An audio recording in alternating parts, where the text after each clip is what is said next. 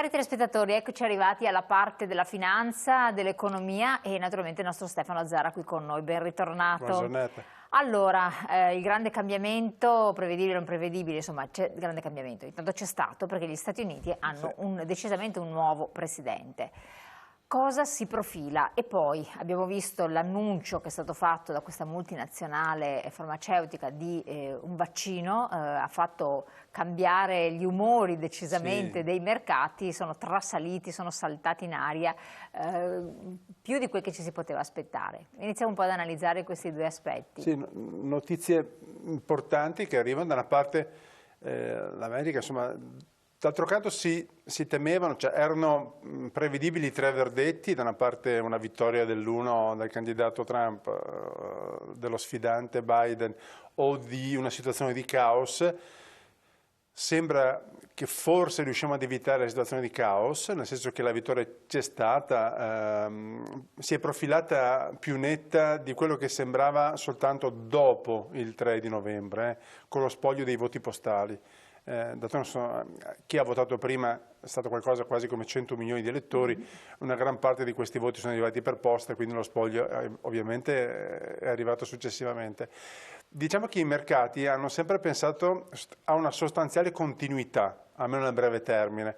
Entrambi i candidati non propongono rivoluzioni rispetto al modello o all'andazzo precedente. Certo, Biden ha un atteggiamento più conciliante e quindi si presume un rientro degli Stati Uniti in ciò che riguarda alcuni giochi, dinamiche internazionali. Sì, in alcune dinamiche soprattutto legate alla tutela ambientale, quindi rientrano negli accordi di Parigi degli Stati Uniti, accordi che erano stati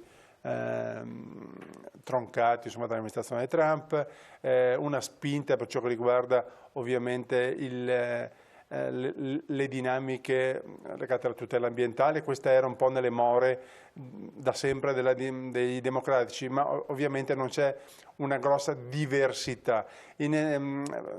Poco prima delle elezioni, ricordiamo a ottobre, il Congresso aveva approvato sgravi fiscali con il voto dei democratici per 2.500 miliardi. Quindi incentivi alle aziende promessi da Trump per quasi 4.000 miliardi. Il problema non sarà tanto liquidità a disposizione delle imprese, che non è mai stato un problema per gli Stati Uniti, non è un problema neanche in Europa con le misure. Ricordiamoci che gli americani, Covid ha voluto dire per le imprese americane ricevere aiuti dallo Stato per quasi 2.000 miliardi. I soldi messi in campo dall'Europa sono 750 miliardi e dal Giappone 1.000 miliardi. Quindi sono partiti forte subito, non hanno mai staccato l'acceleratore per ciò che riguarda gli aiuti alle imprese e alle famiglie.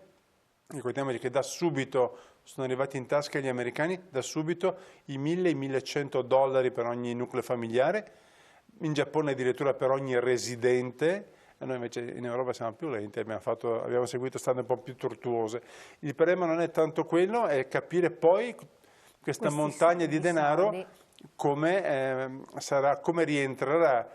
Però se è mal comune mezzo gaudio.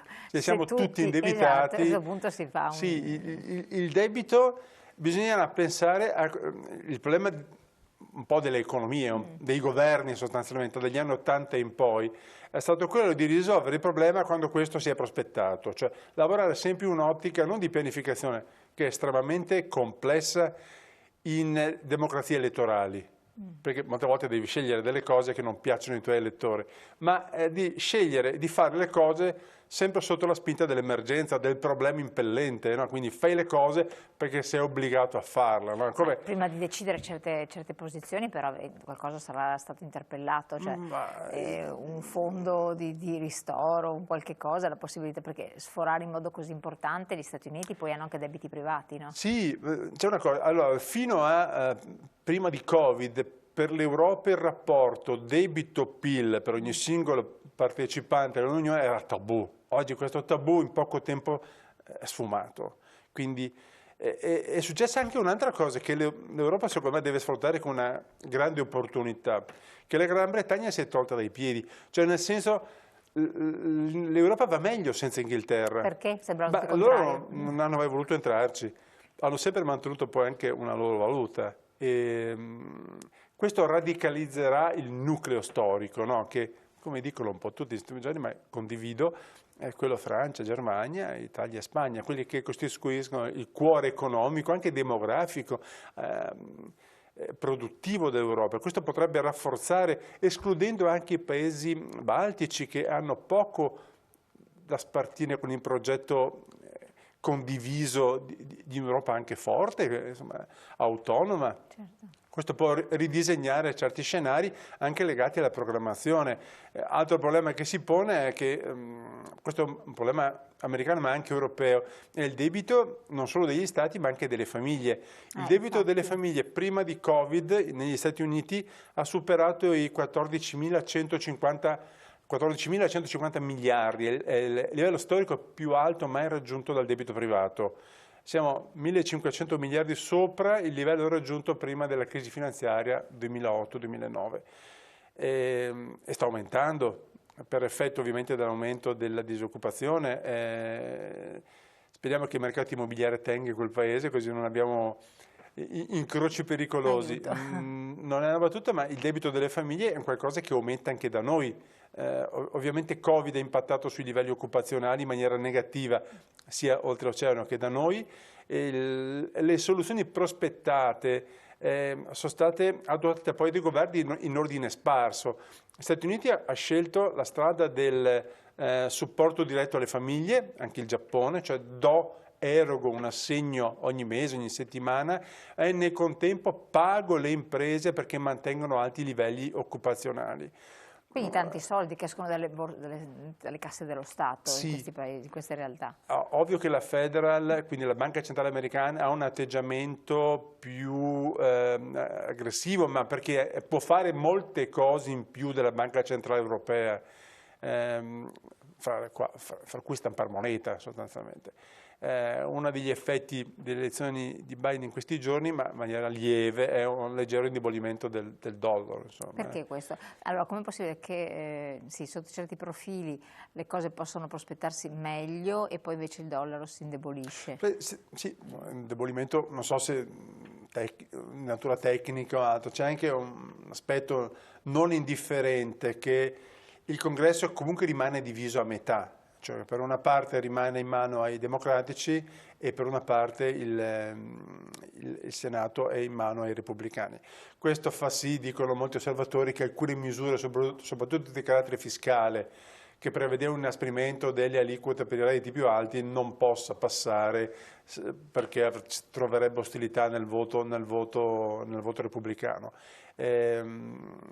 Ma parlerei di dinamiche interne. È vero che un miglioramento della situazione generale, miglioramento soprattutto nell'approccio della nuova amministrazione rispetto alla Cina, immagino, possa migliorare le relazioni anche a livello commerciale che siano molto raffreddate con l'amministrazione Trump, quindi possa, tra virgolette, il commercio riprendere. Cioè noi siamo un sistema economico basato sulla vendita di prodotti e l'acquisto di prodotti, quindi un sistema commerciale più, tra virgolette, tranquillo, più sereno. Ecco, una maggior serenità raggiunta che si unisce al fatto che la pandemia possa anche a breve termine trovare una soluzione con la diffusione del vaccino, possa migliorare. È per questo che i mercati abbiano festeggiato, con l'annuncio da parte dell'importante azienda farmaceutica americana in partnership con quella tedesca degli ottimi risultati raggiunti dalle sperimentazioni, faccia sì che i mercati hanno previsto un'uscita dall'emergenza sanitaria, almeno dalla fase acuta dell'emergenza sanitaria, a breve termine, insomma. Chiaro, quindi questo è migliore i scenari. Migliore da più, insomma, più possibilità di respiro. E invece per quel che riguarda il debito dei privati, un po' si parlava questo è un tema che si pone. Non so quale può essere la soluzione, ma bisognerà pensare, così come i debiti degli stati dovranno trovare delle soluzioni mutualistiche. No, non dimentichiamoci che una parte dei recovery fund prevedono che una parte sia debito che vada restituito, una parte sia debito che venga distribuito fra i componenti dell'UE. bisognerà pensare a una soluzione anche al debito delle famiglie. Infatti, d'altronde uno Stato indebitato recupera i suoi debiti con l'imposizione fiscale, quindi aumentando l'età. Sì, però se le persone non hanno soldi. Oltretutto non è una scelta che si potrà fare nei prossimi anni, anzi va percorsa la strada inversa, quella di ridurre la pressione fiscale.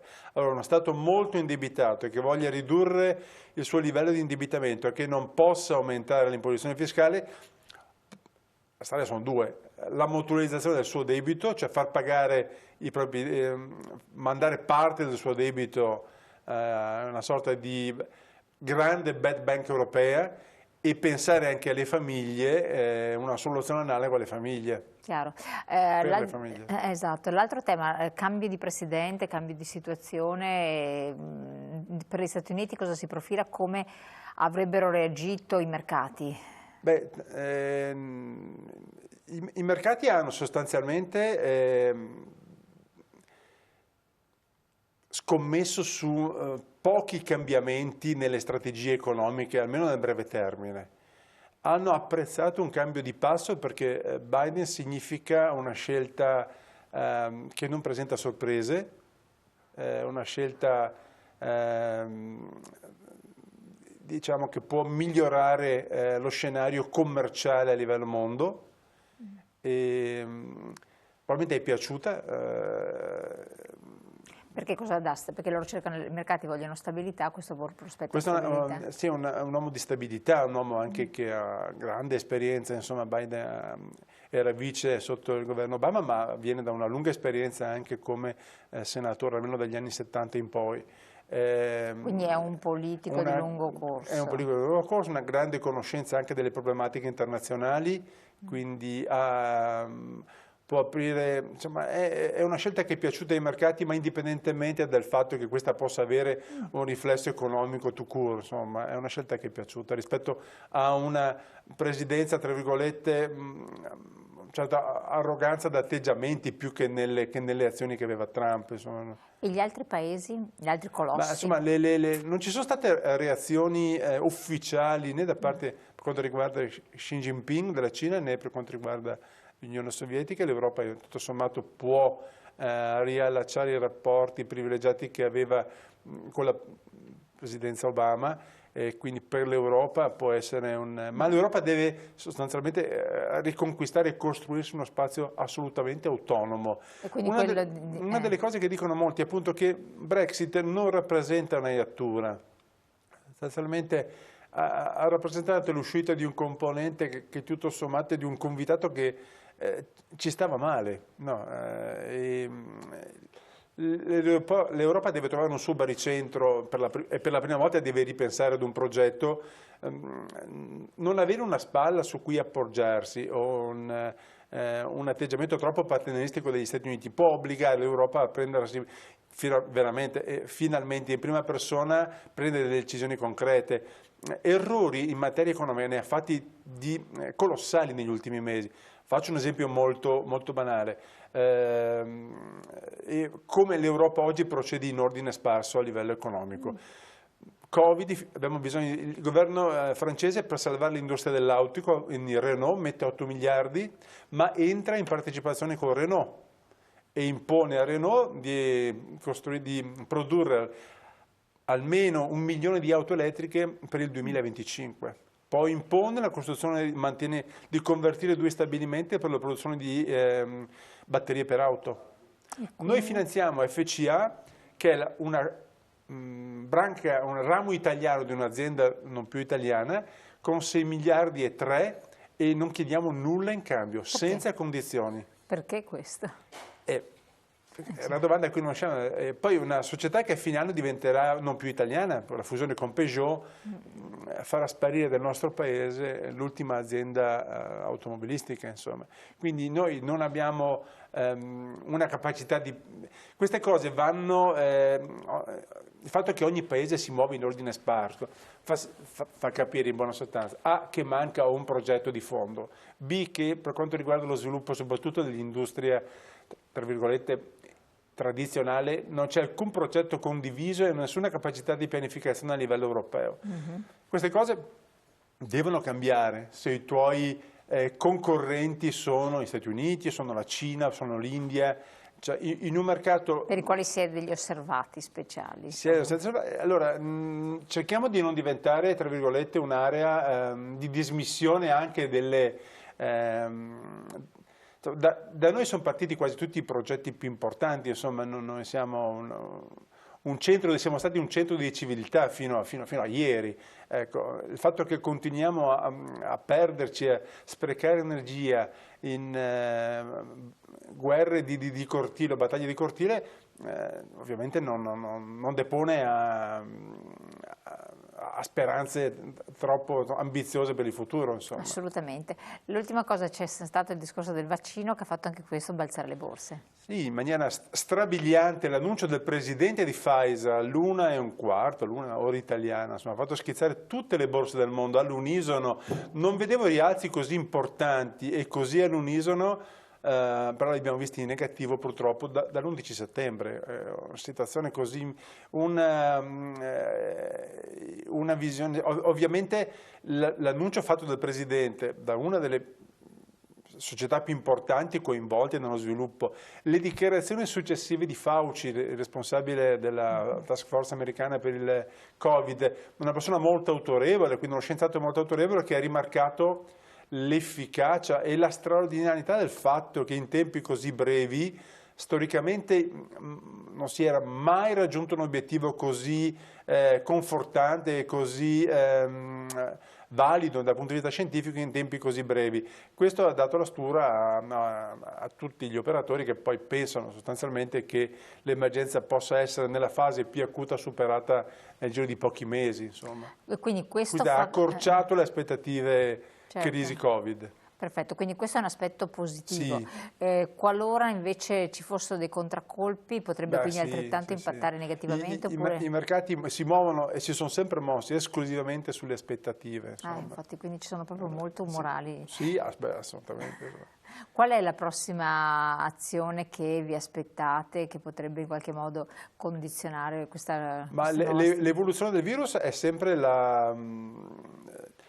essendo una pandemia, quindi coinvolge tutti i paesi, è l'osservato speciale, cioè in base al suo andamento si prevedono poi, insomma, si prevedono gli impatti che questo tipo di contingentamento, insomma, il blocco della mobilità, le chiusure delle fabbriche o degli uffici. È vero che abbiamo imparato a lavorare a distanza, a comprare e vendere a distanza, ma è molto vero che molte attività, soprattutto nel produttivo e nell'industria, non possono essere svolte in smart working. Insomma, cioè, ti voglio una siderurgica non può essere gestita in smart working, ma nemmeno industrie meccaniche, quindi nemmeno le industrie agricole, cioè tutto quello che ha un impatto diretto sulle previsioni legate al Covid impattano ovviamente sui mercati, sulle previsioni di vendita, sulle previsioni di consumo, sulle spese che devono sostenere i governi per sostenere le attività produttive, quindi tutto molto legato a questo. Ma quindi, domanda tecnica che ci pongono anche i nostri telespettatori, in questo momento particolare investire dove, come? Ma diciamo che poi i mercati hanno dimostrato che tutto quello che è stato fortemente penalizzato da marzo in poi recupera in maniera anche molto veloce. Nessun operatore riesce a indovinare il momento giusto, nessuno ha la sfera di cristallo. Per cui chi ha di volta in volta messo dei semini un po' dappertutto, ovviamente ha portato a casa dei buoni frutti. La diversificazione è una cosa resta la diversificazione. È un principio assoluto, insomma, e soprattutto non temere, siamo in un contesto in cui i mercati sono qualcosa di diverso rispetto a 10, anche 15, anche 20 anni fa, oggi si può investire in tutto il mondo, insomma, con assoluta trasparenza. Insomma. Stefano Zara, grazie mille di aver fatto questo quadro in un momento, sempre in momenti particolari anche di transito, grazie della consulenza, a voi telespettatori grazie di averci seguito, poi come sempre voi iscriveteci, noi ci vediamo domani, grazie. Arrivederci.